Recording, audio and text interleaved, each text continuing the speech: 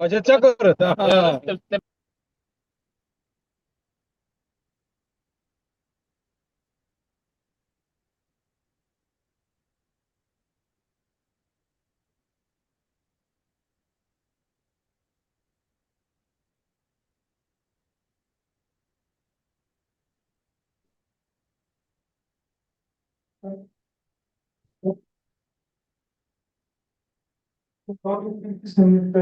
क्या टॉपिक लेके आया हो?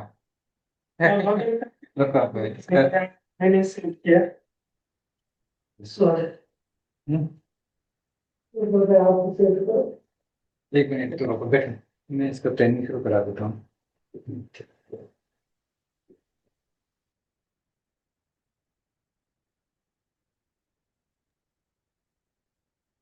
मतलब 2 मिनट और वेट कर लेते हैं कि पार्टिसिपेंट अभी ज्वाइन कर रहे हैं कि we are expecting around 80 participants, so 30 होंगे ना।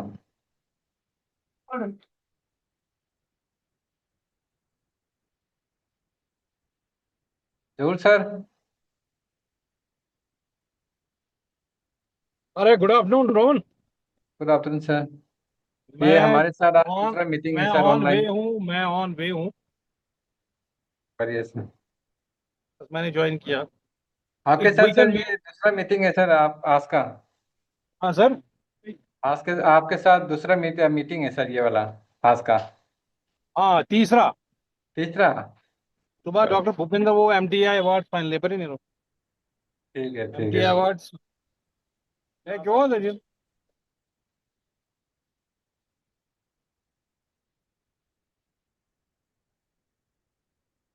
वाला रिक्वेस्टेड टू जॉइन। मनीष, एक बार मनीष कहाँ गए? हाँ जी डॉक्टर साहब। एक बार ग्रुप में और डाल देते क्या? क्या? ज्वाइन करने के लिए डाल देते। हाँ। नहीं, डाल दिया मैंने। Okay, मैंने डाल दिया। ठीक है थैंक यू।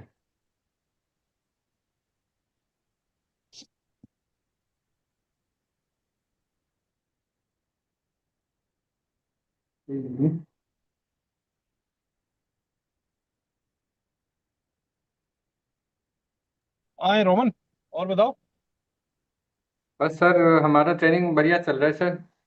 अरे जबरदस्त यार, मैं तो ऑलमोस्ट डेली अटेंडेंस मेरी।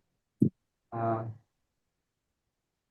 एक दिन आप नहीं आए थे तो सर हम आपको मिस कर रहे थे, मैं आपको अब बुला रहे बीमार थे। हो गया था यार, एक दिन बीमार हो, फीवर आ गया था। एसी पता नहीं किसने एसी लगाया गाड़ी में, मैं एसी में बैठता भी नहीं वैसे, तो उसकी वजह से फीवर हो गया। बस वही एक दिन मिस किया बस। हाँ।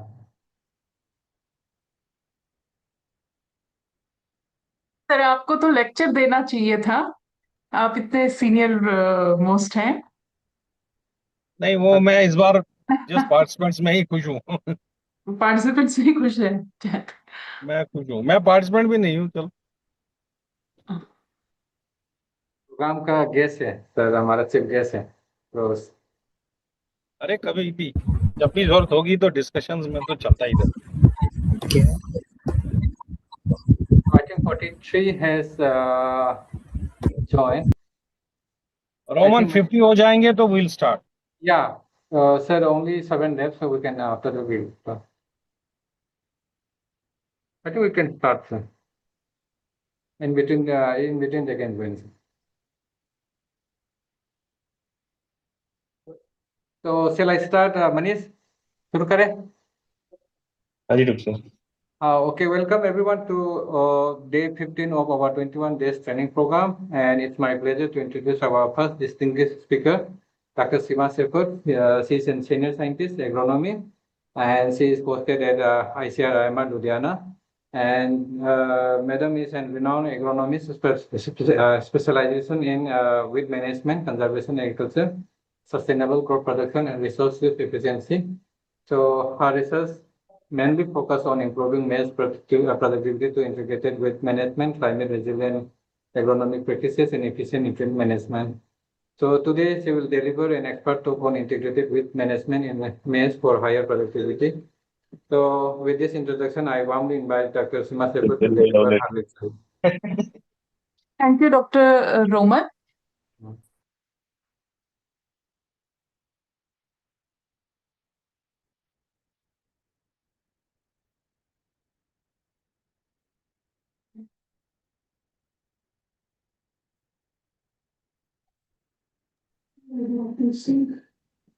मैडम इसको स्लाइड मोड में ठीक है Okay. Done Good afternoon to everyone. I'm Dr. Seema Sepat, working at IIMR Ludhiana as a senior scientist on the aspects of weed management. So, for beginning this talk, we all know that maize is a queen of cereals. Why that?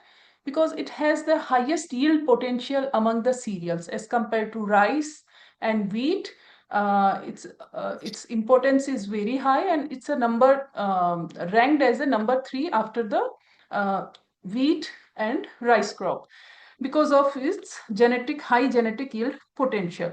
We all know that this maize highest yield potential can be achieved if we able to manage the insect disease and related soil health problems, and meanwhile the climate risk.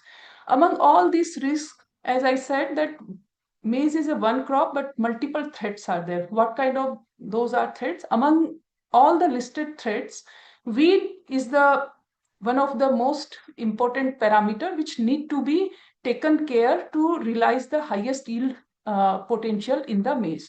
So regarding this, my talk is confined today, and it's mainly confined to the importance of the maize. Second one is the what are the integrated wheat management strategies, and third one, some case studies which we done at the IIMR Ludhiana and AICRP network. So maize has the diverse uses, as all of we know that it can be grown in the diverse seasons regarding the Kharif, Rabi and Spring. All the 3 seasons we can grow the maize. It also has the diverse purposes, like it can be used as a grain, as a fodder, as a poultry feed. If we see the maize utilization pattern, here you can see that the whatever amount of maize is produced is mostly consumed under the poultry feed. Around 44% goes to the poultry feed. After that, regarding the importance of the ethanol and other formations, 18% of the produced maize goes to the ethanol production. It has also the highest yield potential, as I said, that it's the queen of cereals because of its genetic high yield potential. It can produce around 7 to 12 ton per hectare as compared to other crops. And it's also can be seen as a alternative for a climate change because it consumes the less water, where rice alternative is suggested in the case of the maize because it consumes the less water, and it improves the soil health also compared to rice. If we compare regarding the rice, we can see that the most of the farmer uses the puddling, which is the intensive tillage form, and in case of the maize, such kind of operations are not done. That's why it's improve the soil health also. And it's an industrial crop also. Nowadays, maize, as compared to food crop or feed crop, it is considered as an industrial crop because of the starch and bioethanol productions. Besides this, value addition is also there. Several forms are there like baby corn, sweet corn, popcorn, and various eatables can be produced from the maize. And because of this ethanol requirement, most of the maize is utilized in ethanol production, but it has also an export potential, and most of the maize is exported to the South Asian countries, in which Nepal, Vietnam and Bangladesh are the important one. If we see the growth trajectory of maize in India, over the 75 years, maize is one of the most important crop it has become after rice and wheat. Yield, if we see the expansion in the area, production and productivity, among the area there is a 3.5 fold increase is there, while in case of the production around 22 times increase is there. So, and this production and yield potential is achieved because of the single cross hybrids. And recently, India recorded its highest ever maize production of 43.5 million ton previous year, around the 12 million hectare area. The average productivity is also increased from up to 3.59 ton per hectare. Although it's less as compared to the USA and China, but the increase is remarkable. And maize is suitable for various cropping system also. And in India, maize wheat occupies around 2 million hectare area, and rice followed by the maize is a second important cropping system which occupies around 0.53 million hectare area across the India. If we talk about the weed problems, why it is so important to control the weed? As we all know, if we do not control the weed at a particular stage, at a right time, at a right place, then it can cause yield losses ranges from 35 to 95%. And in maize, as we know, it's a widely spaced crop. We plant maize at 60 centimeter or 65 centimeter row to row spacing. And initially the growth of maize is very slow. If we notice that up to 35 or 45 days, maize plant growth is slow, and it picks up after 55 days after when the crop reaches at the knee-high stage. So that period from germination to 55 days is very critical, and if we cannot able to manage this duration, then the infestation of weed is high, and in most of the cases, without application of appropriate weed management practices, it has been noticed that the weed growth is abundant and the crop growth and vigor is retarded. In India, the most prevalent pre-emergence herbicide is atrazine. We all know, if we talk about weed herbicide, atrazine is the synonymous with the maize crop. But recently, or over the last 10 years, it has been noticed that with the continuous use of atrazine, resistance in certain weeds has developed. Resistance has been developed. Sonchus oleracea and Rapistrum rogosum. Several news are there. Over the past 10 years, several new pre-emergence and post-emergence herbicides are also available in the market with respect to the maize, in which pyroxasulfan, topramezone, tambotrione, and mesotrione with combination with atrazine, that is known as a caloris, is also available in the market. But these new molecules or new herbicide need to be tested across the various ecologies. Why?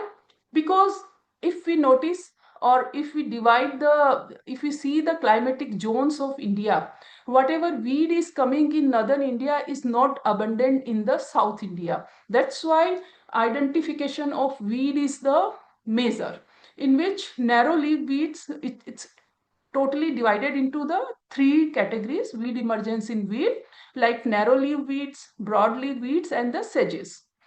Among the narrow leaf weeds, Chloris barbata, Bracharia repetans, and Dactyloctinum azeptium, Echinoclova colonum, Digitaria sanguinens, and Eleusina indica. These are the most prevalent weed across the ecologies.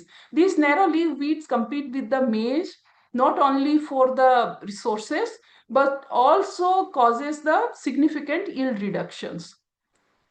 Among the broadleaf weeds, Amaranthus viridis, Eclipha indica, Euphorbia prostrata, and Trianthema portula castrum, Corchorus olitarius, and Parthenium hysterophorus are there.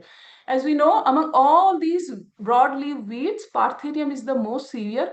Earlier, it used to occur on the rangeland, but now it's bound to the field associated crops also. And the control of Parthenium is it's mostly do not control by the application of herbicides. Roguing is only effective way to control it. And Parthenium is such kind of weed that it can produce large number of seeds. It propagated by the seeds also, it propagated by the root stock also. So this is the one of the most notorious weed among the broadleaf weeds. Besides this, Amaranthus spinosus is also prevalent, and Commelina bengalensis. This Commelina bengalensis is perennial kind of nature. Once it established in the field, it produces by the seed. So it's a perennial kind of weed. And Celosia argentea, this weed is confined to the dryland tracts of India. Means flora and weed emergence is also subjected to the climate as well as the soil type. Phyllanthus nerori is a seasonal weed, and it has a short duration life cycle, but once it produces thousands of seeds, once it establishes in the field, control of this weed is very difficult. And the most notorious, again, most problematic weed is the sedges. Among these, Cyprus esculentus is there and Cyprus rotundus is there. What is the difference between these two? That one is yellow nutseeds and purple nutseeds, and both are propagated by the tubers and the rhizobium. And several herbicides are there to control these sedges, but the manual weeding is the most problematic because these are propagated by the tubers. Once you do the hand hoeing, they multiply vigorously. So it is very essential to know the life cycle of weed, the propagation method, and what kind of techniques can control them effectively. That's why before taking any kind of weed control measure, it is very essential to know the weed flora in the weed. Once a weed established in the field, it is a proverb that 1 year hoeing is the 7-year weeding, and it is very true in case of the sedges. Let's move to the second component, that is the integrated weed management. It is very essential to apply a holistic approach in which we can control the weeds. It's a sustainable approach of managing weeds by having the cultural practice combination of cultural, mechanical, biological, and chemical tools, and in such a way that it protects the environment and human health. The main focus is to minimize the environmental risk. What are the aims of IWM? As I stated, that it should be environmental friendly and provide consumable safe food. Several herbicides are there which have very high residual effect in the soil, and they not only hinders the germination of the next crop, but also several molecules come to our food cycle also. So it's very essential that the whatever herbicides we are using, they should be environmentally sound and produces the minimum human health risk. Before applying any kind of cultural combination, mechanical combination, or chemical methods, it is very essential to monitor the field. And one strategy is there, like eradication. Weed eradication is very essential, in which 3 approaches are there. First, that you need to prevent the buildup of the weeds. So it's a prevention method. Second one is the monitoring. It's very essential that we should check the weed growth and what kind of weed flora is emerging in our field. Second one is intervene at the right time. There is a need to apply a strategy to control the weeds. As in IPM, integrated pest management, there is a one rule that we should manage the pest below the ETL, economic threshold level. It is not essential that if a pest is coming, then 100% control is required, right? We need to see the economic threshold in case, right, with regard to our economics also, and with regards to our environment also. The same principle is applied to integrated weed management practice also, that there is a no need to control the whole weeds, or there is a no need to keep the field weed free during the entire growing season, right? That's why I said earlier also that initial 55 days, it depends on the crop also, duration also. Like in maize, 55 days are essential. If we talk about other crops like long duration crop like pigeon pea and cotton, the duration increases over there. But if we say that entire growth period should be weed free, it is uneconomical practices, and unnecessary. It will increase the cost of cultivation. So prevention, monitoring, and intervention of right method is essential to keep the weeds at a bay, weed eradication method. So in this prevention, several cultural practices are there. Like we need to use the clean seed. Always use the clean seed, and before sowing the crop, seed drill must be clean. Otherwise, what happens? The other crop seeds or some kind of weeds, if they are in the seed drill, it will propagate in the field by the sowing. Crop rotation is the must. Like maize is a cereal crop, and continuous taking monoculture of maize, certain kind of weed will emerged, and control of these weeds will be difficult. So crop rotation is essential, and in crop rotation it is always essential to include a legume. Why legume? Because legume have a habit of widespread. Their foliage covers the whole ground, and they provide the minimum space for the weed germination, and light also, because they cover the whole ground area. So crop rotation with inclusion of legume is a good criteria to check the weed growth. Second one is the use of competitive crops and cover crops. Cover crops, as I mentioned, that in maize, inclusion of mung bean or cowpea is the best, because both of the crop have a supplementary effect on maize crop also by providing the nitrogen, and in other way also they cover the ground, so minimal space and light is available for the weed emergence. And competitive crops means variety which have the high vigor and growth at the early stages are desirable, because if they germinate very fast, have a high vigor, then there is a less chances that they will overcome the competition with the weeds. Timely planting is essential. If delayed sowing is delayed, then there are chances that the crop growth is slow, and taking the advantages of slow growth, weed emergence is high. Sanitation and equipment cleaning, use of the clean seed drill or any kind of machinery is essential. In case of the monitoring, identification of weed species is must, because if we know what kind of weeds are emerging or have their highest population, then the control of weed or appropriate strategy would be better. In case of the intervene, as I said, what kind of method like physical, cultural, biological or chemical is essential, then whatever we have, we should use them in a sustainable and judicious manner. Methods of IWPM, 4 methods are there, like physical method, biological method, chemical method, and cultural method. If we talk first about the cultural method, crop rotations are there. Always follow the crop rotation. Continuous monoculture is not desirable. Use of resistance variety is essential. Timely sowing and balanced fertilization. Balanced fertilization is also essential. If suppose nitrogen is under fertilized, low doses of nitrogen is given into the soil, then what will happen? The crop will suffer, and the poor growth of crop will lose the competition with the weed crop. Cover crop and field sanitation are the prominent practices in case of the cultural method.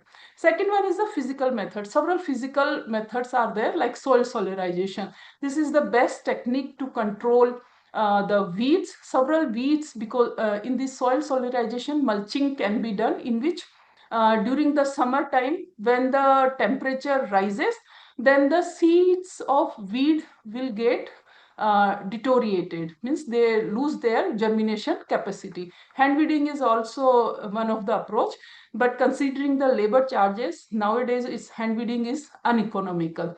In physical methods, several mechanical control tools are there, like cultivators, use of cultivators for the weed before 55 days, because at 55 days what happens, the maize crop reaches to knee-high stages, and it will obstruct the flow of cultivator, and there are chances that the crop will be damaged by the use of the cultivator. Third one is the biological method, in which various natural enemies or biopesticides and microbial control methods are there. However, biological method in India has not been explored, and several restrictions are there, like very less, like neem solutions are there, and several parasitoids are there, but no much scope is there in case of the biological method. The most what we say chemical methods, which is the most popular among the farmer because it gives the quick results. By the spray, herbicide spray, within 1 or 2 days visible effects are visible. That's why farmer prefer chemical method, in which various herbicides are there, various selective herbicides are there, but proper dose, time, and method is desirable, that what kind of herbicide we need to spray at what time, at what stage.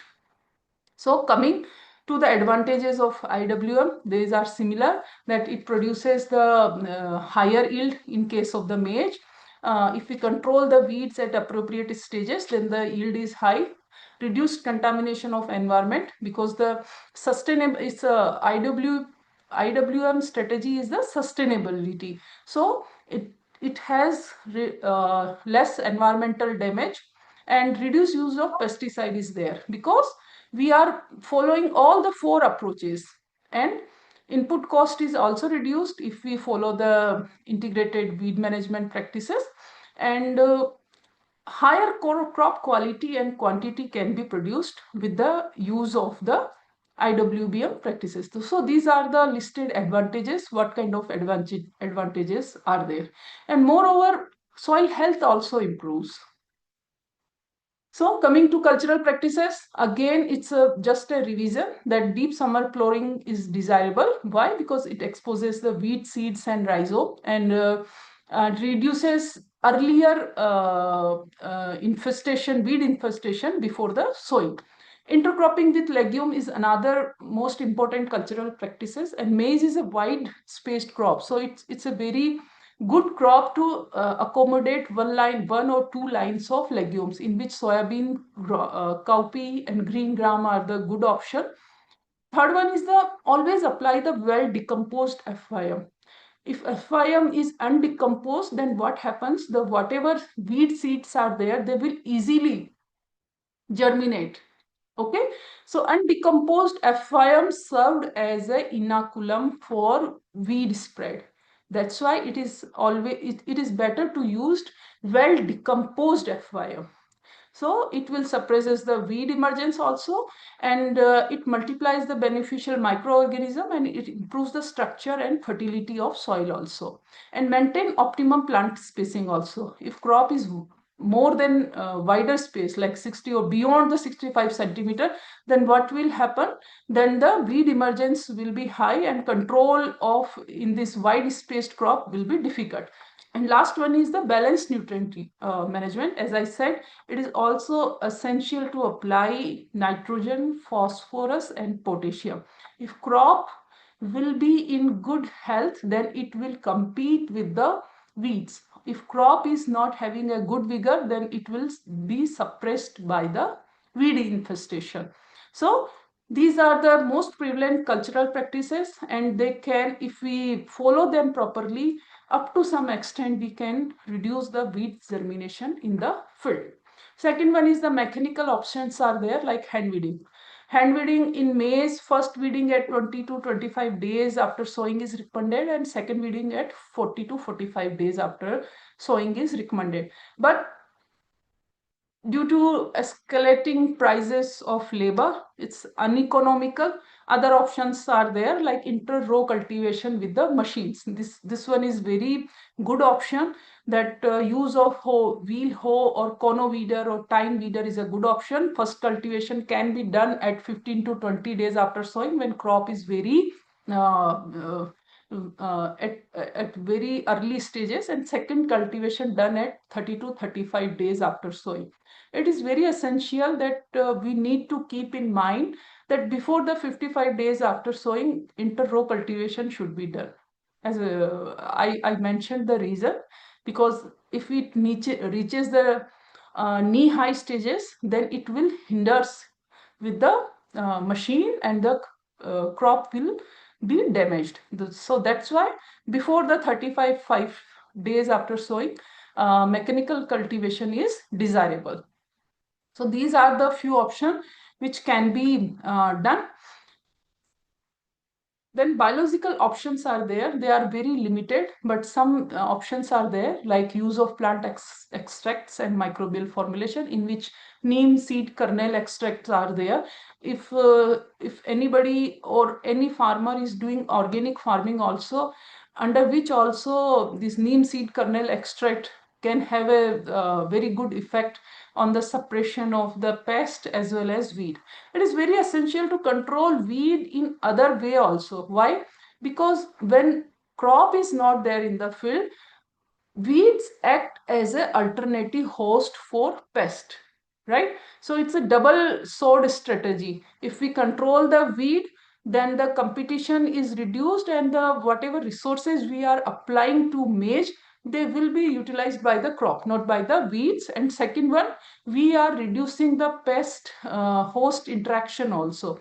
So in that manner, neem seed kernel extract is a good option. Parthenium hysteophorus congress grass extract is also a good option to reduce the weed germination. And several fungal bioherbicides like Coletrotrichum golesophoridus is available. But these are the bioherbicide. Very limited choice is available with us.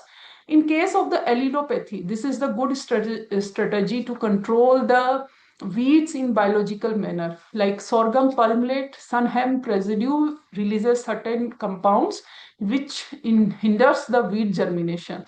Meanwhile, if dhecha, sunhemp, cowpea can be used as a cover crop, they also reduces the wheat seed growth and germination. Biocontrol agents are there, in which Zygrogramma biocolerata is there, which devours the Parthenium. And fungal pathogens like Puccinia species are there, but they are for specific weeds. The one of the most advantage is with that they target weeds, and they are very environmentally safe also. Biological mulch options are there, like intercropping is one of the option, in which cowpea, green gram, horse gram, they act as a living mulch also, that in between the two maize rows, one or two lines of these intercrops can be accommodated, so they can act as a biological mulch. Only 4 options are there under the biological options, which I need to summarize again. Bioherbicides are there, allelopathy of residues can be utilized, and certain biocontrol agents are there. But we need to be certain that one of the major limitation is that in certain cases, instead of weed, they devour the crop also. But biological mulches, allelopathy, and bioherbicides, these are the good option under the biological options. They are very environmental friendly and sustainable, safe for human health also, and for soil health also. Regarding the fourth and the last option, suppose weed flora is too high and cannot be controlled by earlier options like cultural practices or mechanical methods, then we can go for chemical weed management in maize, under which in this pre-emergence herbicide, 2 options are there for maize, specifically for maize, like atrazine and pyroxasulfone. The recommended dose is 500 gram per hectare for atrazine, and pyroxasulfone is a 51 gram per hectare. These two pre-emergence herbicides means after the sowing or after the sowing and up to 3 days after sowing, they need to be sprayed. Okay, that's why they are called as a pre-emergence, before the emergence of the crop, right? That's why they are pre-emergence. These two herbicides control the grasses as well as the broadleaf weeds also. And in post-emergence herbicide, Tembotrione is there, recommended at 120 gram per hectare. Topramizone is another option, which is recommended at the 25 gram per hectare. And mesotrione and atrazine, this is the ready mix mixture, and known as the calories. Its recommended dose is 875 gram per hectare.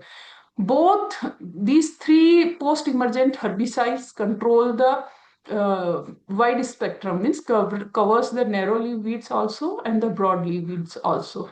Regarding the sages, this post-emergent herbicide for maize is halosulfuron methyl. The recommended dose is 67.5 gram per hectare, and commonly it's prepared by the Dhanuka and labeled as a Sempra. It specifically control the sieges. That's why if suppose in your maize crop infestation of sieges is too high, then this post-emergent herbicide halosulfuron can be recommended for the maize. And these weed control results, it's essential that a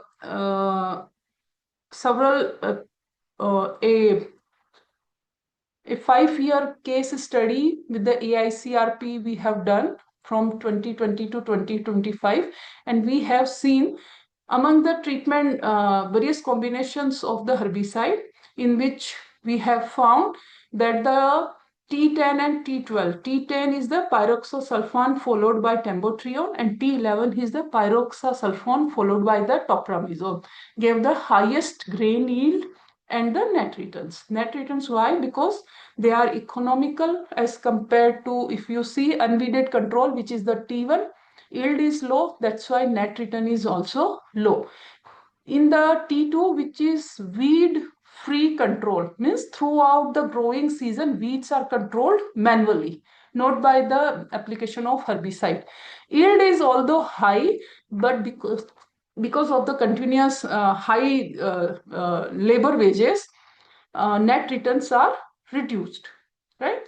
But in case of the exclusive application of this pre and post emergent herbicides, yield is also high and the net return is also high. If we see the weed control efficiency with the application of the pre and post herbicide application, weed control efficiency enhances, and it comes up to 85%. 85%. If suppose 100% weeds are there, 85% weeds can be controlled with the application of pre and post emergent herbicide.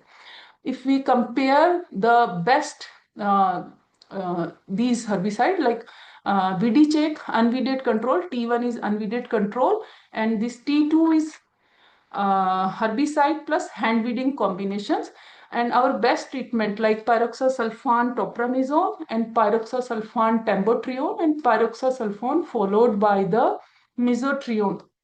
Then we have found that across the ecologies, 5 ecologies were there: North Hill Zone, Northwestern Plain Zone, Northeast Plain Zone, and Peninsular Zone, and Central Western Zone. We have found that these pyroxasulfone followed by tembotrione or by the topramizole gave the highest grain yield of maize. And among all these zones, Peninsular Zone recorded the highest grain yield, right? A 3-year study was also conducted at IIMR Ludhiana, and we also have noticed that the continuous use of herbicide should be avoided. Why? What we have found that we studied around 15 weed species, in which narrow leaf weeds, Echinoclova, Digitaria, Dactyloctinum, Illocene, and Poa annua was there. What we have noticed that initial year in 2021, Poa annua emergence abundance was nil. It was not there earlier, but at the end of the 3rd year, we noticed the significant increase in the Poa annua. But in case of if you see Dactyloctinum Illocene, initially the abundance is high, and at the end of the year, their density is reduced, right? So what I want to say here, that the continuous use of same kind of herbicide should be avoided. Otherwise, it would change the weed flora, right? Once a weed is coming into your field, it is not sure that after the 3-4 years after, the same weed will emerge if we are using the same kind of herbicide. So alternative or rotation of herbicide is needed. Means if once you are using topramizole, try to use next year tembotrione or other alternative. As I said, crop rotation is must, and the herbicide rotation is also must in case of the weed management. Otherwise, the weed flora will shift, and there is also a continuous, you need to monitor the shift in weed flora. If you are using the same kind of herbicide, then it is not necessary that it will give the same results as you noticed in earlier cases also. So herbicide rotation is the must in weed. We also noticed that the Echinoclova colonna is the most prevalent weed in case of the maize, and in narrow leaf weeds, Digitaria and Echinoclova is the most prevalent weed.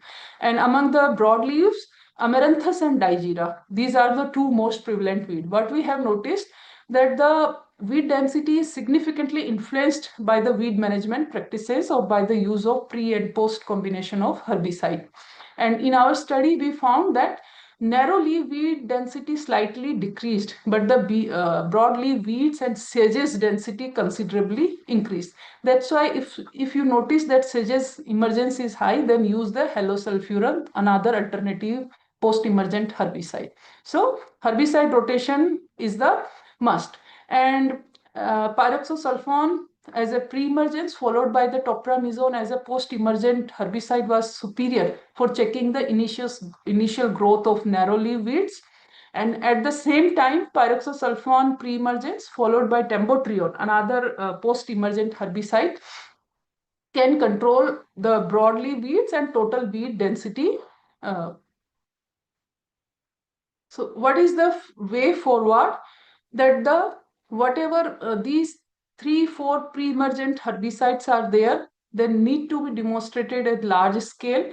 Means it is not as necessary that certain kind of weed is if emerging under the northwestern plain zone, it is not essential that it will come or emerge or most prevalent in the peninsular zone. So ecology wise, these herbicides need to be tested, and these herbicides need to be integrated with the cultural or mechanical weed control practices to have a sustainable practices in maize for effectively controlling the weeds.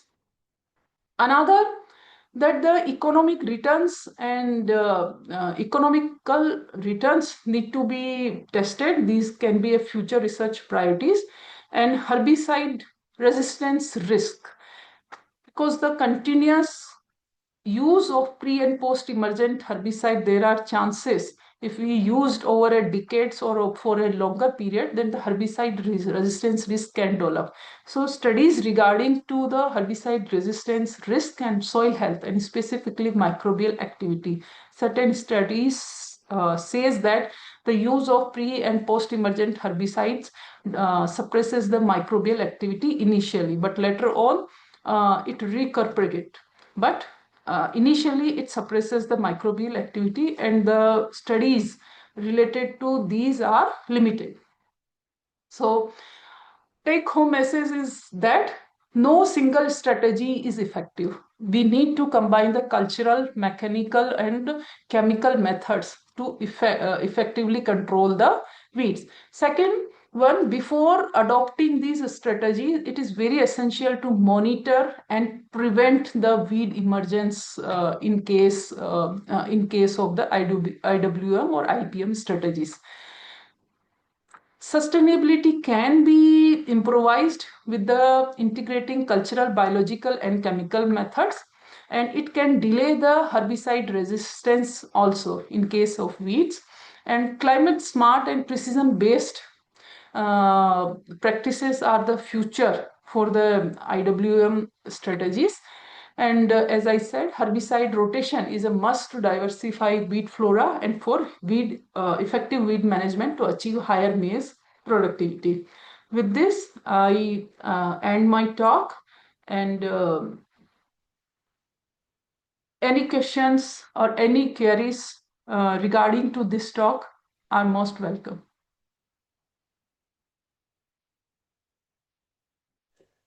Thank you, madam, for comprehensive talk on the weed management.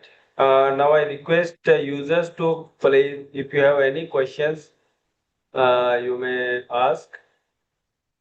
Very good, neat and clean, excellent presentation. Good evening, madam. Okay. Okay. Good evening. Yeah, Good evening, yeah, sir. please.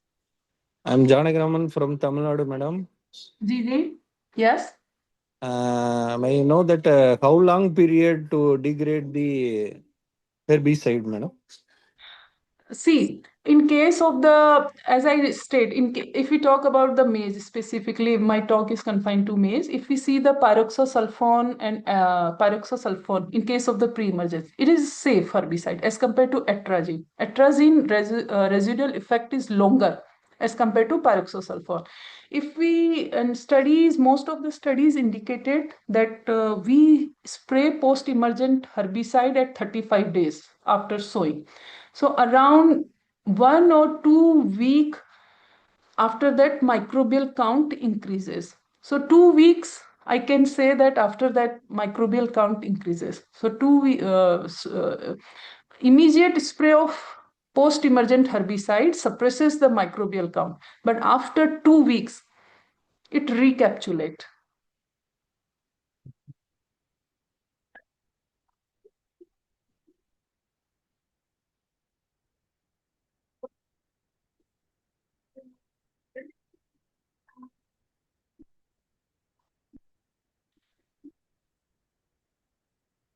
Any more questions?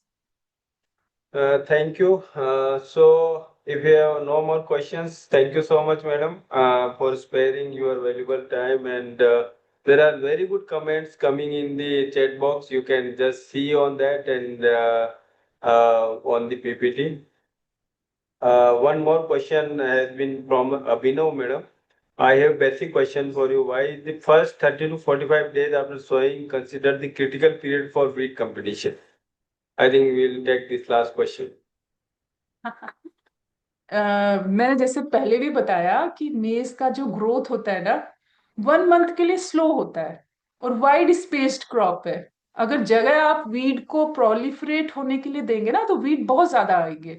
Narrow spaced crop में क्या होता है कि space wise competition avoid हो जाता है, सिर्फ growth wise रहता है। लेकिन मेज के साथ क्या है, उसका ग्रोथ भी इनिशियली स्लो है और स्पेस भी हम ज्यादा प्रोवाइड करवा रहे हैं। इसलिए कहा जाता है कि 30 डेज जो है वो बहुत क्रिटिकल होता है, क्योंकि क्रॉप बहुत छोटी होती है उस टाइम, उसका विगर बहुत छोटा होता है। बट आफ्टर 55 डेज जैसे ये नी हाई स्टेज पे देखोगे आप, मतलब ये क्विक इसका ग्रोथ होता है, बहुत ज्यादा ग्रोथ होता है कि फिर उसके बाद कोई चांसेस नहीं रहते। और और और यूटिलिटी भी तभी है। बाद में अगर वीड आ जाते हैं 2 महीने के बाद, अगर क्रॉप में वीड आ रहे हैं ना तो वो क्रॉप उसको compete कर लेती है। हम जितना भी न्यूट्रेंट जैसे यूरिया भी स्प्रे करते हैं, कुछ भी ब्रॉडकास्ट दे रहे हैं उसके अंदर फर्टिलाइजर, तो वो क्रॉप ले लेती है, उसके बाद कोई सिग्निफिकेंट रहता ही नहीं है उस क्रॉप। इसलिए शुरू के 30 days are critical. Thank you. Okay, thank you so much, ma'am. Yeah, you also posted. Thank you. So they are satisfied. Okay. There is no questions. We Yes, thank sir. you all from the Jani Ramanji. Do you have Yes, any sir. Yes, further sir. questions, queries? Yes, sir. Yes, sir. Any organic herbicide is there? Organic Organic based. Herbicides तो नहीं है। मैंने आपको neem, I told you that Any neem plant seed extract kernels like are this? There. हाँ, Any plant extract like this?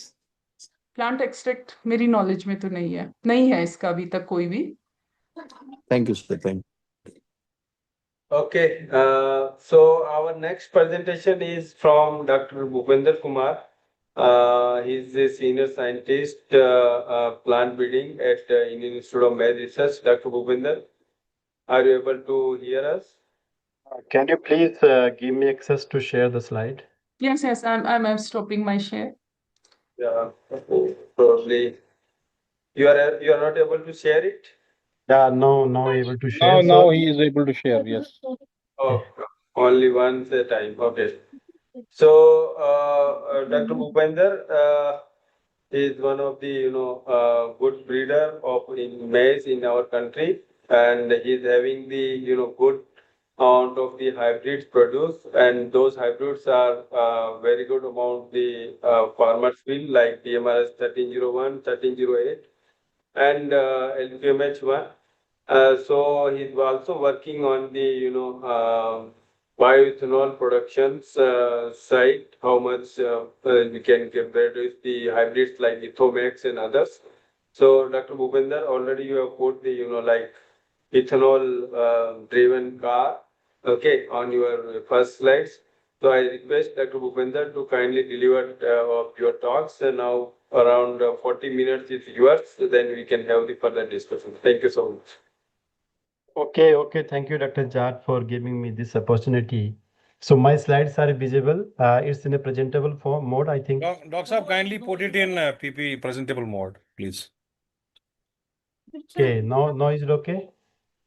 Now it is okay. Okay, thank you very much. Thank you. So again, good evening to all the respected the participants, Dr. Johu, Dr. Sel, and then Dr. Seema. She has given very wonderful talk. So the title which is given to me is the Unlocking the Maize Potential for the Higher Yield and Industrial Uses, the Breeding Priorities and Challenges. So as all of you know, till I think this is the mid of this training, and you all of you have now gone through several presentation, and during that you might have seen all these slides that what is the scenario of maize in India.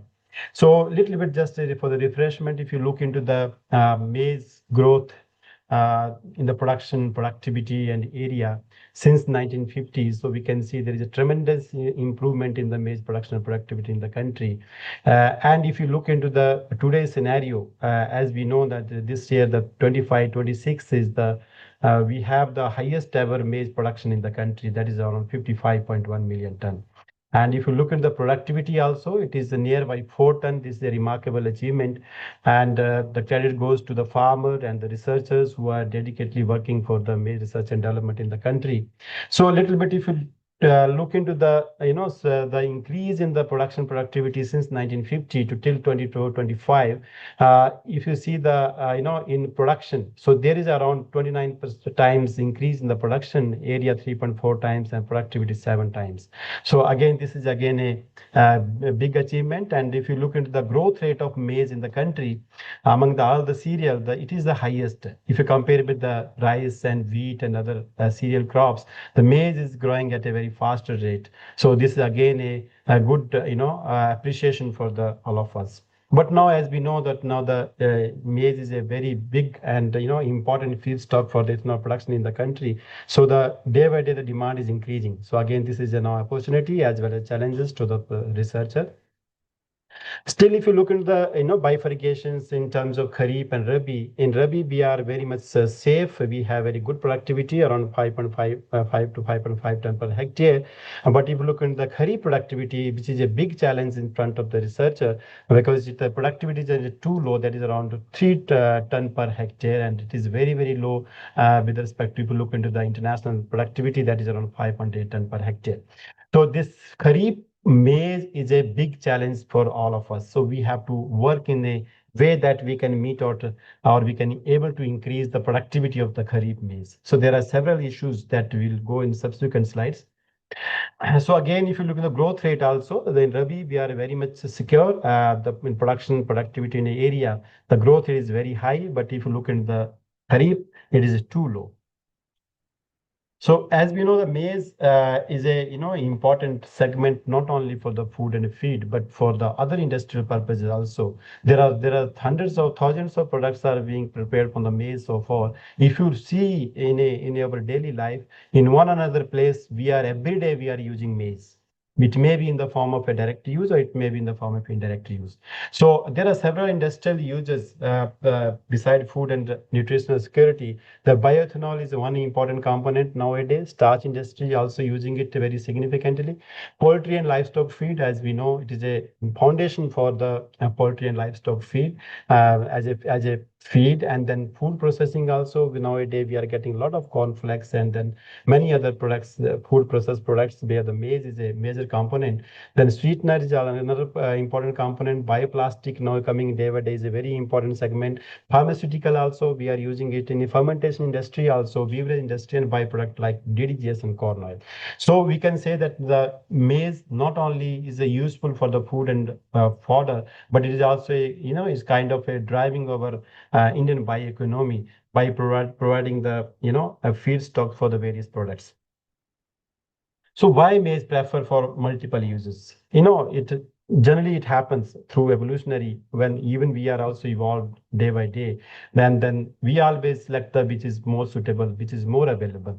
So if you look into the maize is very much it is easily available throughout the India. If you see, it can be grown in a rabi, it can be grown in a kharif, it can be grown in a spring, it can be grown in a summer.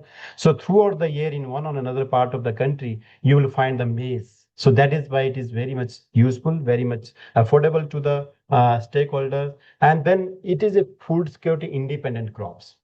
Although it is also used as a food and food for the and nutritional security, but the segment is where the quantity, the amount is very low. That is around 10% of maize. So for now, we are using for the food purpose. So that's why if you are going to use this as an industrial crop, it is not going to affect the food security, which is any important component for the human being. Food is the most priority requirement, and in any of the states. And then production potential is very high. If you see the productivity of maize, the potential in the rabi is around 12 to 13 ton per hectare. In the kharif also, we can go up to 8 to 9 ton per hectare. So that is, if you look into other crops, comparable crops like cereal, the wheat, rice, and pearl millet, we are having very low yield potential, but maize is having the highest yield potential. That's why it is known as the queen of cereal. And then, there is a scope of enhancement in the production and productivity and accuracy. As I told that, still we have the low productivity in the kharif. So we have to, there is again opportunity and challenges for the increasing this productivity. And, multiple cropping system also, it is going to fit in every kind of a cropping system. And environmentally also, it is very useful because it requires less water. Compared to the other crops like rice and sugarcane, it is around 1/3 of the rice and sugarcane. And then support rural economies because every farmer in India, whether it is in the urban area or in the rural area, they can grow the maize. So that is why it is easily available, having high yield potential throughout the year. So that is why the maize is preferred crop in many of the industrial uses. So early when we projected the demand of maize, when there were no ethanol policy in existence, the around 45 million ton of maize was required by 2030. But now, if you see the ethanol policy now came into existence, so far we have achieved the target of E20, and now we are working for the E30, and in times to come it will be for E85 to 100. So if you take the E20 or E30 into considerations, we required around 25 million ton extra maize to meet all these targets. So that is why now the targets has been changed. And so the total productions, if you see, by considering the E20 target or E30 targets, we need around 65 million tons of maize by 2040, by 2030, and around 100 to 100 million ton, 110 million ton by 2047. So you see, there is tremendous opportunity for the working on maize. So now come to the research and development priorities. I have just bifurcated all these in the 4 major segments. One is the crop improvement and the crop production, and then crop protection and the collaboration and partnership. So all of you might have already gone through the rest of the 2 or 3 components. So my major concern will be the crop improvement. So the first and foremost priority is nowadays the development of climate resilient maize hybrids, because we know that 70% of maize still is in the kharif maize, and that is highly affected by the various biotic and abiotic stresses. Like in abiotic, all of you know that drought, waterlogging, they are important, and the nutrient efficiency, and then stability. All these are the factors which we have to be addressed. And then if you see the biotic stresses, there are a lot of biotic stresses now in the existence, like fall armyworm, sorghum downy mildew. Now in the recent past, we have faced this problem also. And then banded leaf and sheath blight. They are the major biotic stresses which we need to address. And now aflatoxin is also coming in a big way. So development of climate resilient cultivar will always be the top priority. Then germplant diversification still is a challenge. In Indian perspective, you see, we have a narrow genetic base and we have to diversify it. Not only diversify, but we have to characterize it for the various traits and groupings so that we can efficiently use those germplasm in our breeding program. And nowadays there are many tools are coming into a picture to enhance the breeding efficiency, which is also one major priority to enhance the breeding, because we have to deliver much in very less or minimum period of time. So for that we have to improve our breeding efficiency. So there are several new tools are available. I will go through in the subsequent slides. Then nutritional enhancement and industrial related traits is also again a priority nowadays, because basically maize is industrial crop. So we have to target those traits which are useful for the industrial purpose.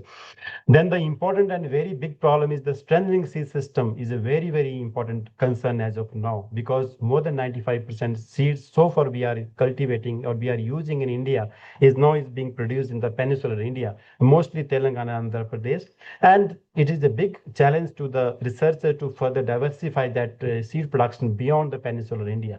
And the efforts are going on. A little bit I will tell you that where we have reached so far, but this is again a very much important segment where we need to work. And then integration of CGMS system, because now day by day the labor is a concern, and detasseling is very important segment which increase the cost of seed production. So if you want to have the efficient seed production system, we have to look for the CGMS system based. Earlier it was there in the picture, but now because of the maize leaf blight effect, it is now affected. So then thereafter we shifted to the hand detasseling, but now again this is a very important concern. Crop production, all of you might have gone through. I will not go in detail, but bridging yield gap is a very important concern. I will tell you the one slide where we have the hybrid of yield potential of 10 ton per hectare in the Kharif season. But when we move those hybrid goes in the farmer field, the farmer are harvesting on 3 ton, 3.5 to 4 ton per hectare. So that is the yield gap. So we have to minimize that yield gap. It is a big challenge, and how it can be minimized, all of agronomists, they have told that how to minimize that yield gap. The major agronomical important is agronomic practices are very important, which can help to reduce this yield gap. Okay, and then crop production I have told you, and then partnership also to strengthen the seed production system. We must have the partnership, public, private. Then only we can meet out this one. So if you look in the target traits in maize breeding, mostly the target traits, the first and foremost is that the yield is a very important component. If there is no yield, nothing else will work. Even though we are breeding for the industrial traits also, the farmer will always look for the high yield, right? Because until unless they are not going to get the premium price, we have to take into consideration that your hybrid, your cultivar should have the high yield potential. So for better yield in unstressed environment, the target traits which breeder can target as of now are the stable yield performance across the environment, because that is very important. And day by day, the climate change is a big issue. So we have to have the stable performance of our product. Then high harvest index is another target traits. Kernel number per year, that is also important. Test weight is also important. Then year length and girth, that is also important. Shelling percentage is very important. If you want to breed for the high yield, shelling percentage is very much important component. It ranges from 75 to even to some extent 90% also. So there is a big gap. If this a hybrid is giving a good high yield shelling percentage, the yield will also be high.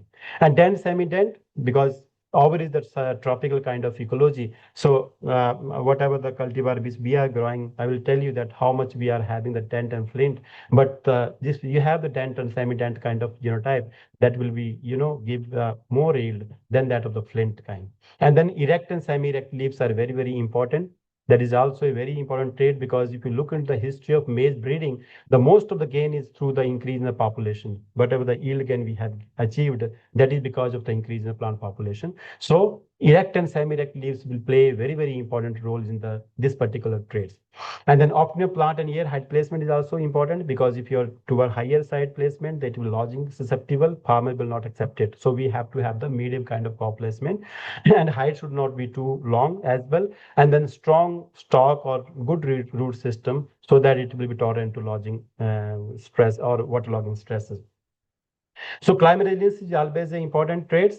First is the yield. If you have the good yield, you have to integrate the climate resilience, because nowadays climate change is a big concern. So if you are breeding for the climate resilience, we have to see the first and very important trait is the stay green character is a very, very important. Well developed root system is another one, and low ASI is another one. Drought, waterlogging, heat, cold, they are the another abiotic stresses. For that we need to have the tolerance. And then these are the target traits which we can target, like stay green trait, low ASI, erect to semi-erect leaves. They are very, very useful traits for the drought and waterlogging tolerance. Nutrient efficiency is also an important segment nowadays. And then for if you look at the industrial traits, as on today, the extractable starch, total starch is one concern, and extractable starch is another concern. If you don't have the, better extractable starch, the genotype will not give you the better ethanol recovery. So first and foremost is the high starch, and then high starch with the good acceptable starch. That is very, very important. And then recovery. And then other traits, if you look into the biofortified traits like industrial nutritional traits, we have the QPM pro vitamin A, low phytate, high iron, zinc. They are the very important traits for nutritional improvement. And then Vaxicon now is a important segment, because now literature say that even though we are also observing that the Vaxicon is having a little bit 4 to 5% more ethanol recovery than that of the normal field corn. But the challenge in this is that as of now we do not have the diverse germplasm. So whatever the Vaxicon which are available nowadays, or germplasm per se is available, it has no high yield potential. So ultimately when it goes to the farmer field, the farmer will not accept it. So we have to have the high yield in combination with the Vaxicon. Then that will be very important for the ethanol recovery or starch industry or ethanol industry. Another one, that the sweet corn, popcorn, baby corn, they are important also as in the industrial point of view. And then aflatoxin contamination is again is a big challenge now. We have to work hard on those. And in the right side, I have mentioned few of the important challenges which are now we are facing in the maize breeding. That the kharif maize productivity, I have already told you, breaking yield gap is again a challenge. Narrow genetic base of germplasm, and then well characterized germplasm. Germplasm well characterized means we should have to have the proper heterotic groupings of the germplasm. That will be useful for the developing a very good high yielding hybrids. And then FAW and the solvent downy mildew, post flowering stalk rot, bandy leaf and sheath blight, aflatoxin, and quality seed availability. These are the 8 to 10 important challenges which we are as of now are prevailing in the maize breeding system. So we have to work hard to improve all those. So when we are developing a hybrid, the first questions come that what kind of male and female parent you should have to have. So if you see the pollen parent, that should have the optimum tassel size, not too big, not too low, not too small. And then abundant pollen availability is an important component. And then beside that, the viability. Viability is a very, very important, and extended pollen shedding duration. That is a very, very important in the male parent particularly. And good nicking with the female parent, good plant vigor, and then standability. They are the general one, not only for the male, but also for the female, like disease and insect resistance, stay green trait, erect to semi-erect leaf, nutrient responsive, medium air placement, true type genetic purity, attractive color, and preferably more height over the female parent. So these are the important traits which we want to see in our ideal male parent. And if you see the subsequently in the female parent, almost similar, but the female parent should have the high seed yield, because the seed whatever we are going to harvest is from the female only. So if it is high yielding, we will have the good seed yield. And then it should have the kind of the well-developed root system. That is important. And then also the excellent seed set and high yield, and then detasseling, easy detasseling. Because sometimes what happens that the tassel is very much inside it's covered with the leaves, so it is very much difficult to detassel it. So it should have very easy detasseling, so that uniformly it can be detasseled and the quality of seed can be improved. So now you have the ideal parent now, male and female. Now we look into the what kind of hybrid plant architecture you want to have. Okay, so almost we have discussed in the previous slides also, but little bit if you see the leaves, the erect leaves should is always preferred, means the upper leaves angle should be less than the middle leaf, and it should be less than the lower leaves. So it kind of the erect to semi-erect leaves will be preferable. Then root and shoot system, it should have the strong and steady shoot system, well developed and deep root system. That is also very, very important. And then it is very much useful for the efficient water use and nutrient uptake. And tassel, it should not be too small, too big.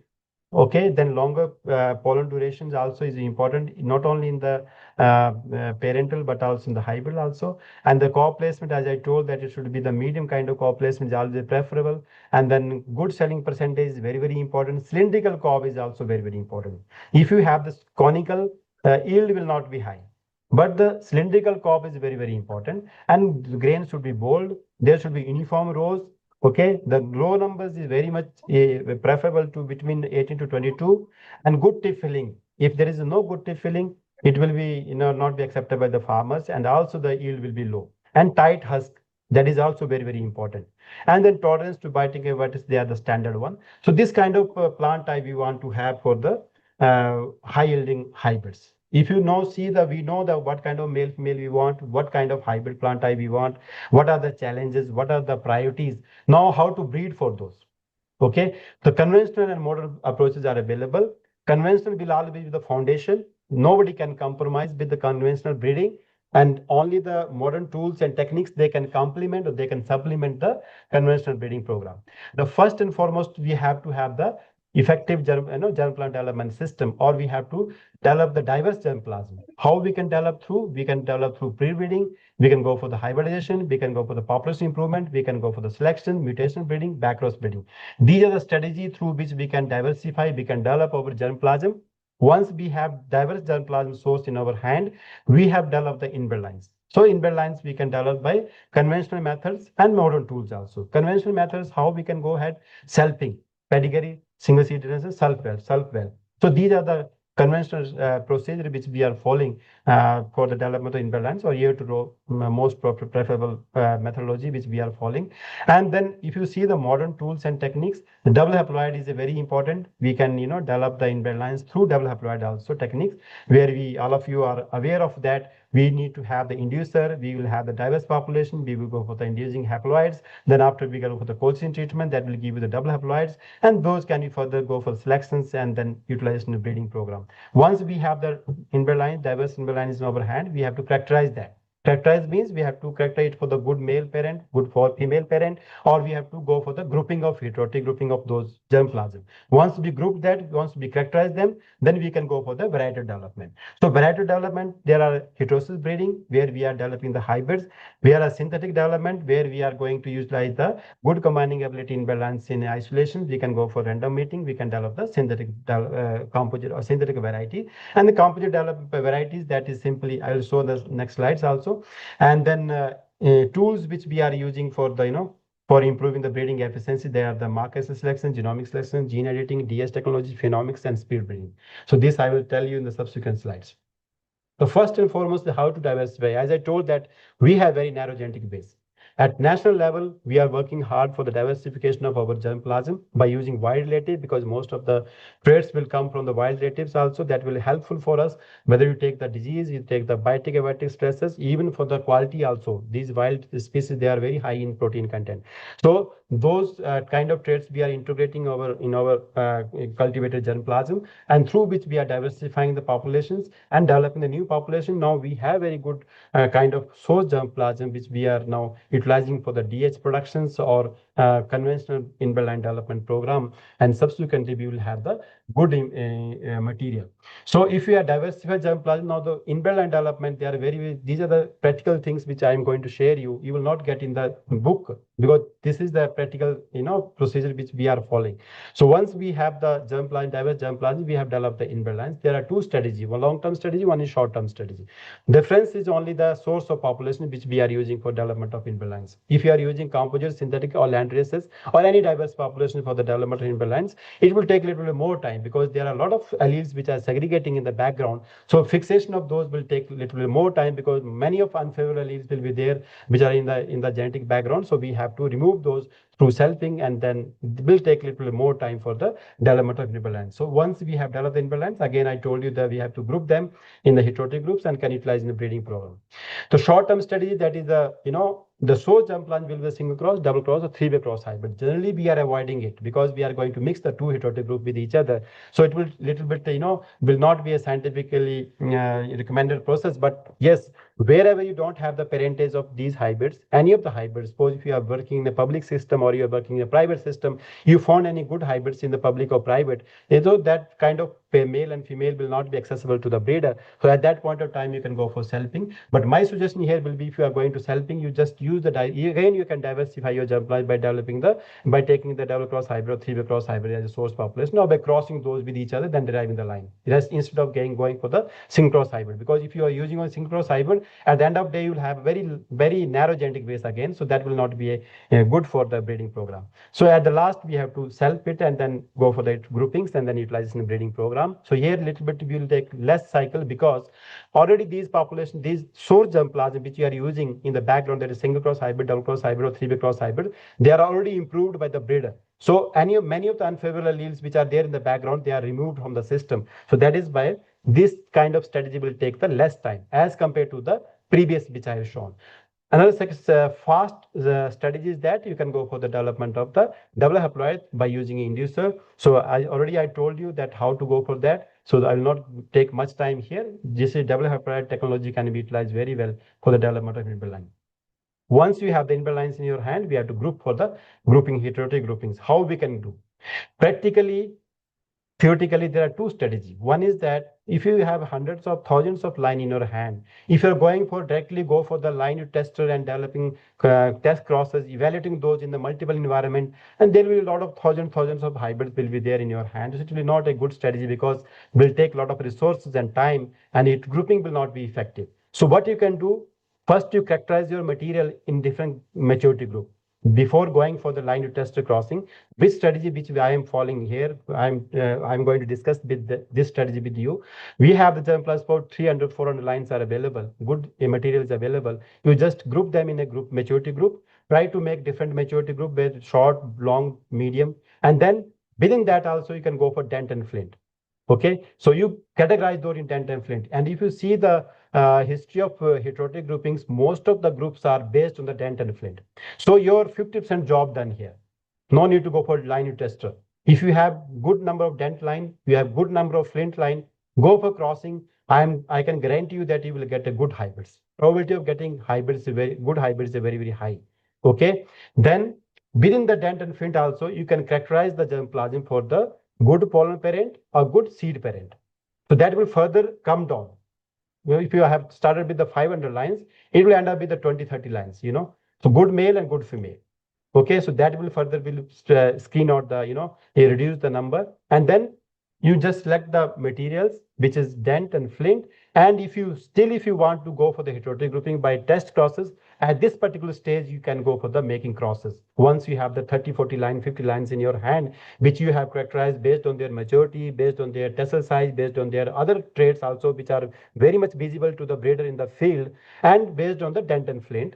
So then you can come down to the few number of lines, and those few number of lines you can cross with the tester which are available with you, and those few number of crosses you can evaluate at multiple sites, ideal site 3-4 sites, and based on their combining ability you can group those line in your heterotic group. So this is a good strategy, and there are well-known groups are available, as all of we are breeders, so we know that many of the groups which are available in the literature, like Shipstock, non-Shipstock, Lancaster, Iodine, Tuxpino, Tussin, these all are the different kind of heterotic groups which we have already, which are already there in the literature, well characterized, and this kind of crosses you can go. So this is just to improve the breeding efficiency. It will give you the good hybrids in less period of time with the minimum resources.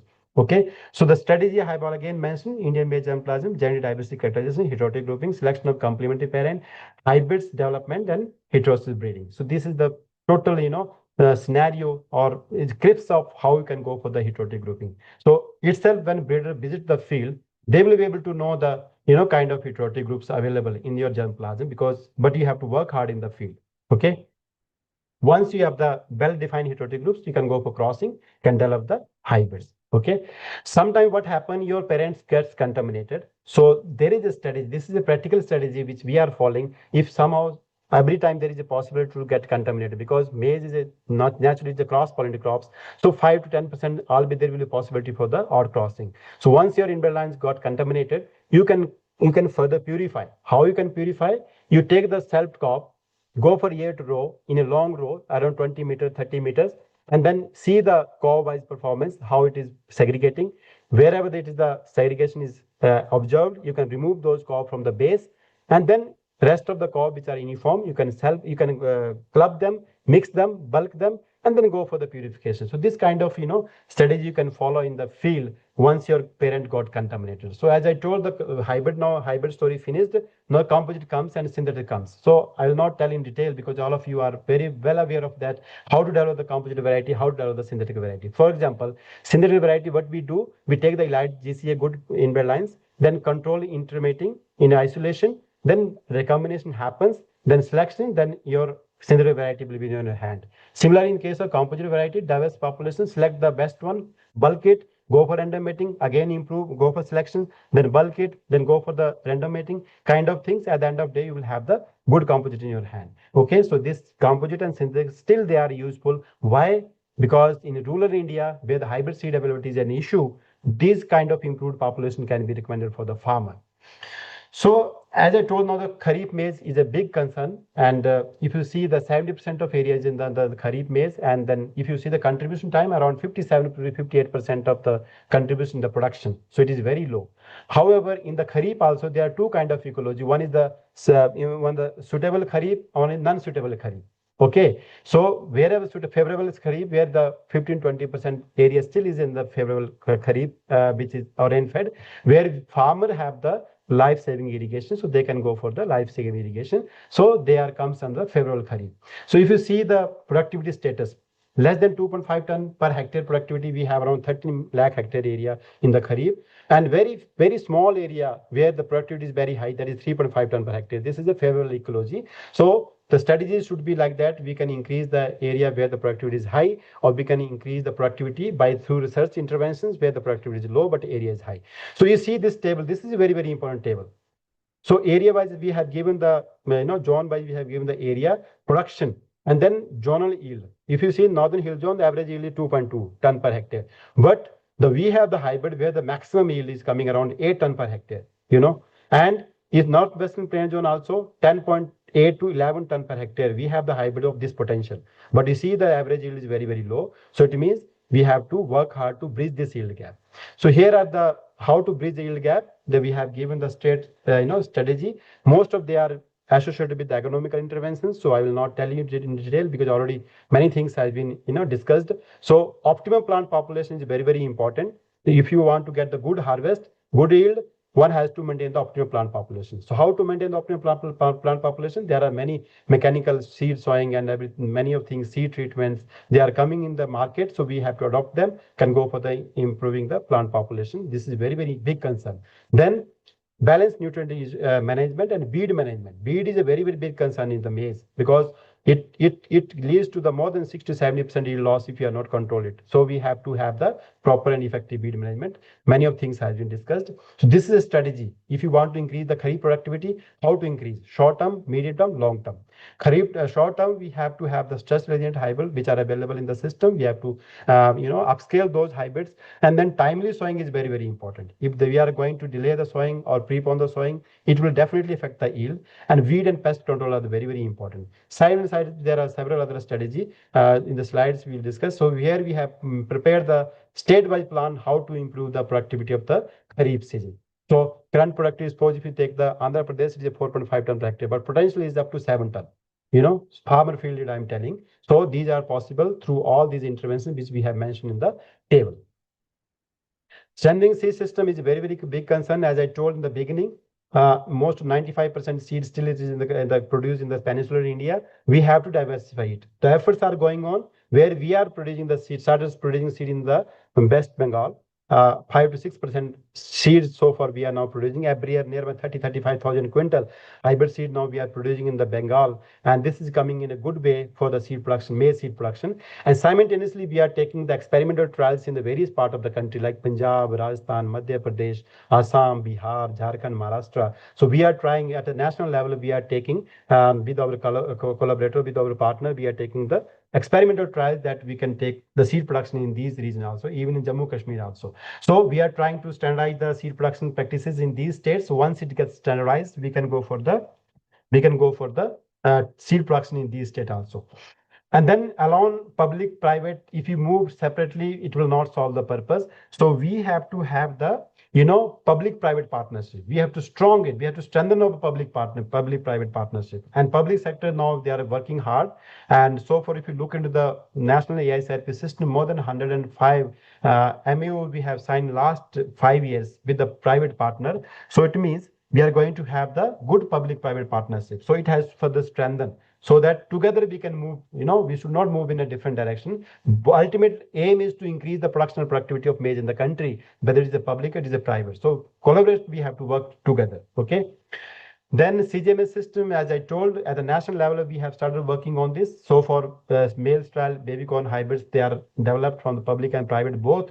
Now we are integrating this CGMS system in the normal field corn as well. Many of the hybrid now we have converted, and shortly we are going to have the CGMS system based maize hybrid, which will help us to reduce the cost of seed cultivation. So that will, in the due course of time, it will be available. Then improving breeding efficiency, because as we told that time is a constant, so we have to improve the breeding efficiency. How we can improve? Genetic gain is a very important concern for the breeder. We have to improve the selection intensity. We have to have the good narrow sense heritability for our target traits, and we have to increase the genetic divergence. And further, the molecular tools or biotechnological tools which help in the breeding, improving the breeding efficiency are the marker selection, genomic selection, gene editing, DS technology, phenomics, and speed breeding, as I told. So market selections, no, I will not discuss in detail because already these things have been discussed. So we can develop the hybrids, or we can convert the hybrids by integrating the desirable traits through marker selection within 3 to 4 seasons. So it will reduce the time also. Similar way, what are the prerequisites for the marker selection? First of all, we should have to have the QTL mapping or gene mapping. How to map it? We have developed the population, we have to genotype it, we have to phenotype it, and then after that we can have the gene or QTL in our hand with the linked marker. Those marker we can go for validation, then conversion program through marker selection.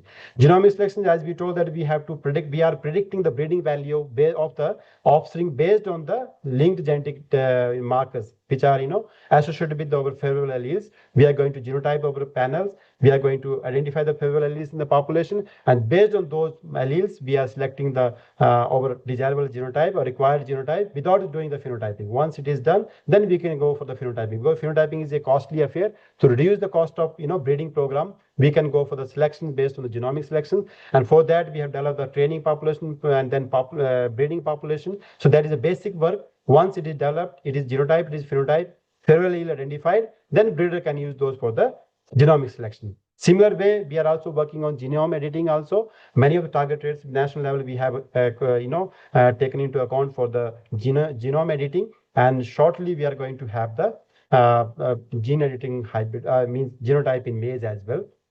Speed breeding also, and IMR also we are working. We have started working. We are going to, already our speed breeding facilities we have, constructed. It is now at the last stage. Once it is completed, we will go for the speed breeding as well, where we are going to just manipulate the temperature, photoperiodism, and then based on that we can have the short duration of plant cycles, and accordingly we can reduce the breeding cycle. Then there are several tools how we can integrate these speed breeding with other tools that are genomic selection and other biotechnological tools which can help us to increase the breeding efficiency. So I have shown over here. So practically we will start working, and then we'll come into later on we'll be more clear about all those things. So far at national level we have started working on hybrid for the better ethanol or for the high starch content. So ideal plant type for the starch that should be more than 68% acceptable starch, I am telling, not as a total starch. acceptable starch should be 68% or more. Amylopectin 72%, but if you have the Vaxicon, the amylose content, amylopectin should be more than 95%. Protein content 8 to 9%, which is because it is going to contribute in the DDGS, and soft to semi-dense endosperm, low fiber pericarp, uniform kernel size, high yield and climate resilience. These are the target traits which we are targeting for the developing the ideal ethanol corn genotype in maize. So far, we have characterized the many of the public and private hybrids, and range which we found for the starch content is on an average we got the 60% of acceptable starch content, but range was from 55 to 65%. So as of today, we have the 65% hybrids which are available in the system, but now we have started working. We have imported some material from the US and then Mexico also, and some new experimental hybrids we have developed where the starch content is going beyond the 68% with the yield potential of 10 to 12 ton per hectare. So those kind of genotype in the pipeline. In the due course of time, we will have those in the field also. So overall, as I told in the beginning, that we have characterized whatever the material so far released in India in dent, flint, semi-dent, and semi-flint. So you see the most of the material is the you can see semi-dent, that is around 36%, semi-flint around 32%. Dent we have very less, that is 7%, and flint we have 25%. So why dent is low? Because basically dent is more favorable to the temperate kind of ecology, average subtropical to tropical kind of ecology, where dent to semi-dent to semi-flints are more useful. So that's why if you're going to have the targeted kind of hybrids in the season, so Rabi we can have the dent kind of hybrid, semi-dent to semi-flint. In Kharif we can have the semi-flint to semi-dent. In spring, dent to semi-dent. So along with the high shedding percentage, high starch content, deep kernel, then semi-erect to erect leaves, and then temperate cropped kind of genotype we have to develop for the diversification program.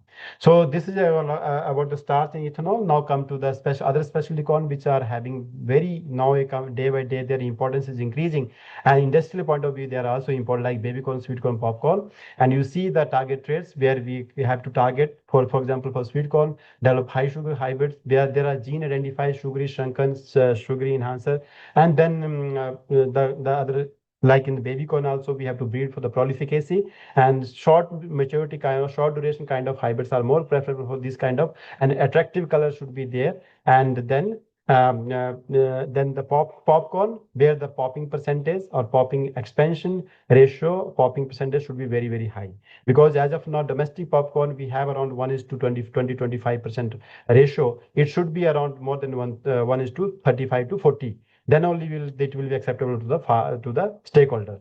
This is around for the butterfly kind of popcorn. When now the mushroom kind of popcorn is also in the market, the demand is high. As of now, we don't have that much diverse kind of germplasm for the popcorn, but we are working, and in due course of time, we will have the mushroom type and then butterfly type kind of popcorn, which is more demanding and useful for the industrial purpose. Aflatoxin is a big concern. As of now, we are at national level, we are working. We have identified some fungistatic agents which are helpful to control the aflatoxin. So it is at experimental level. In due course of time, we will go for the commercial purpose also. And so far, what are the recommendations which we are giving for the aflatoxin issues? We should avoid the stresses, like any kind of stresses in the field that will help to control the aflatoxin. And more concern, more important is the moisture content. Whatever you are harvesting above 14%, definitely contamination will be there for the aflatoxin, or aflatoxin will be very high. So we have to harvest a material or dry over a material to the extent of 13 to 14%, where the aflatoxin chances will be very, very low. At research level, we are working. We are also AflaSafe. We are also trying to import the AflaSafe from abroad and try to identify some of our own species here in Saccharomyces species here, which can be helpful to work as AflaSafe. That kind of research is going on, and due course of time, we will have the management for this issues also. Fall armyworm also, it is already well discussed, is a big concern. Already chemical controls are there. Hybrid we are developing. Many of hybrids now coming in the ASRP, they are moderately resistant to fall armyworms. This is a good sign. So in due course of time, we will have the hybrids tolerant to fall armyworm also. So this is a holistic approach. How, if you want to strengthen the maize production productivity in the country, we have to work hard for the research also. We have to improve the partnership with the public and private. We have to strengthen our seed production system. We have to upscale the best management practices. Very, very important. If you want to bring the revolution of maize in India, we have to minimize the yield gap, and yield gap can be minimized more preferable because of the agronomical interventions. So if we are going to adopt the best management practices, good quality seed, and good capacity building programs, mechanized maize cultivations that will help us to weed management, that will help us to reduce the yield gap, and accordingly we can improve the productivity, maize productivity. The future prospect now, as of now, we are using the 1G ethanol, and the future prospect, the 2G ethanol is also in the line now. Even 4G, fourth generation ethanol, that is based on genome editing. So that kind of work is going on, and it will be further strengthened and required. And AI driven breeding platform is also very, very important. So in due course of time, AI will play important role. And these are kind of new hybrids which we have developed. They are high in yield and high starch content, as I told you, more than 68%. So they are in the pipeline. So hope so in the due course of time, they will be in the field. Many of hybrid at IMR we have developed with high yielding potential of 10 to 11 ton, or sometimes 12 to 13 ton in the Rabi, and 7 to 8 or 9 ton in the Kharif, and even 10 to 12 ton in the spring. So there are more than 43 hybrids so far developed, notified at the national level. And many of these hybrids are also taken up by the many private companies. More than 35 companies, they have taken all these hybrids. We have the hybrids in all segments, like in the baby corn, sweet corn, popcorn, field corn, and then in various segment of, late, long duration, short duration, medium duration, and for all kind of ecology. Okay. So thank you very much. This is all from my side. If there is any questions, any clarification, we can discuss.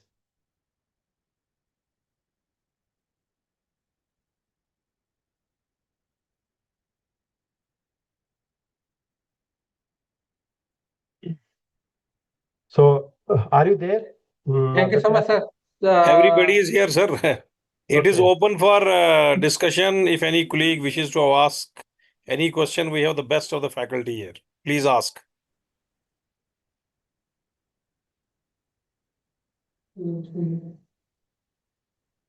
If any discussion, any point which you want to discuss, we can discuss. Even you can also tell your own experience, because all of you are working on maize. So we can also learn from you also. Kindly ask or else put in the chat, please.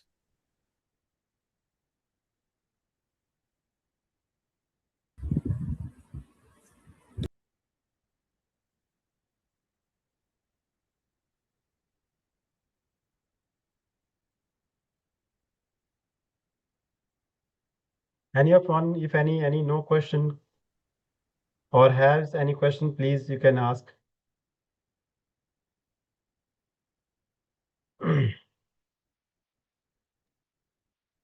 Thank you, Abhinav. Even you can also share your own experience.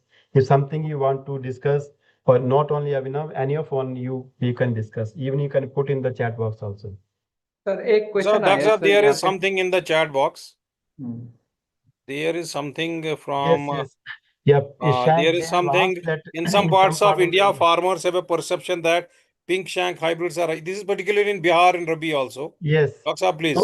So why? Yes, very, very, very much true. Why it is so? Because it is high. Definitely, there is no questions on this. Because the purple shank, or we can say the one is purple, one is the white shank. So whereas the white shank in breeding language, breeding botany language, we say it as a cob rather than the shank. But in more, the shank terms is much more used by the many of us. So I'll use the term shank.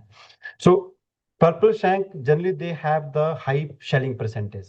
If you see any of the genotype, you see in public also we do have the hybrids with purple shank, like LKMH1 is having the purple shank also. In private sector also, like Pioneer 1899, that is a purple shank. So there are so many hybrids, not only these two, but if you see their shelling percentage, very high shelling percentage. That's why they have the good, yield. Another one trait which I observed, they have the cylindrical type of cob here. So that is why you see whenever you are breeding for the good yield, always take into account that cylindrical cob will be very much useful. Cylindrical cob will always contribute toward the higher yield. Third trait is that wherever the shank is purple, you will find the dent kind of cob, dent to semi-dent kind of cob. So it is always, again, I told in my presentation that if you are breeding for a high yield, target these traits: high shelling percentage, dent, semi-dent kind of corn, cylindrical type of ear, and they all are associated with the purple shank. So that is why they are high in yield.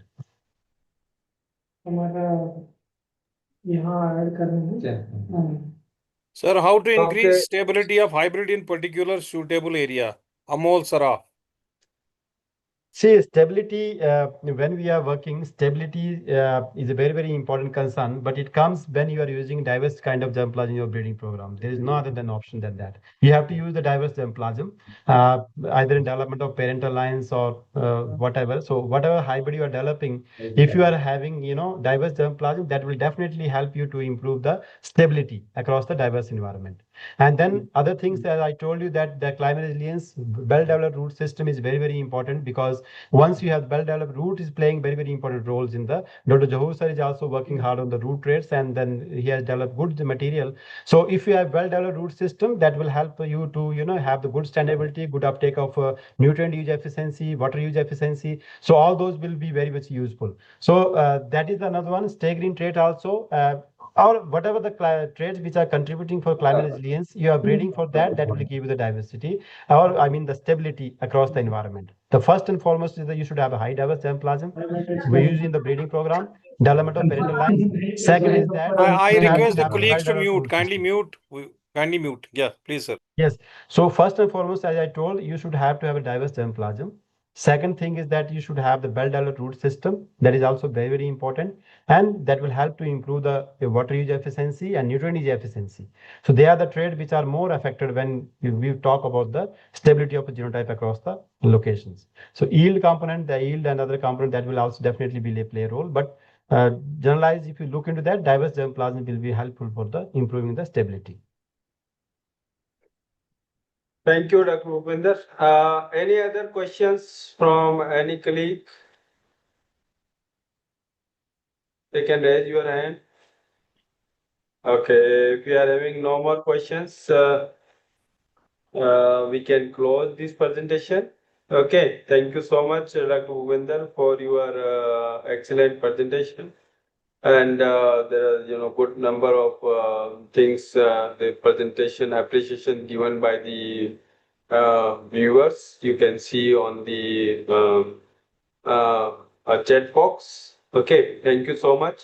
And friends, you will agree that yes, our presentations are going well. I will request, if you are unable to cover any of the topic, you just highlight it, because now our training is coming into the fag end. So we will be trying to hold a session in that. But already we have tried to cover almost all the topics in this particular training schedule. Thank you so much. Now we are closing this meeting. Thank you so much. Have a nice day. Okay, thank you everyone.